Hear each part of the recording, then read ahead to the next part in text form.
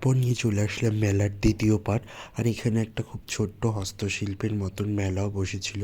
আবার বাইরে এখানে মেলা বসেছিল, এখানে বাচ্চাদের বিভিন্ন জিনিস, কাপ প্লেট, তারপরে ঘর সাজানো জিনিস, তারপরে ছোটদের জন্য রাইডস আর বিভিন্ন রকমের খাবারের দোকান বসেছিল, মোমো, পাওভাজি, জিলিপি, চপ। তো আমরা এই দোকান থেকে পাঁশকুড়া চপ কিনলাম, বেশ ভালো লাগছিলো সন্ধ্যাবেলা খেতে। খুব সুন্দর ছিল টেস্টটা, আমার তো বেশ ভালোই লেগেছে। আর দামও ছিল 15 টাকা। তারপর ওখান থেকে আমরা চলে গেলাম ভূষণে। অনেক দিন ধরেই ভাবছি আমি খাবো, কোনো দিন খাইনি চাউমিন দিয়ে বানানো সিঙ্গারা। তো সিঙ্গারাটা মোটামুটি লেগেছে, খুব যে ভালো লেগেছে তাও না, বা খুব খারাপ তাও না। একটু নতুন কিছু ট্রাই করলাম, বেশ গ্রিন চাটনি ছিল আর একটা মিষ্টি মিষ্টি চাটনিও ছিল, বেশ ভালো লাগছিলো। কিন্তু খুব যে ভালো লেগেছে তা না, তো বেশ ভালোই কাটালাম। এরপরেও একদিন যাব এখানে ধোসা খেতে, দেখবো কেমন।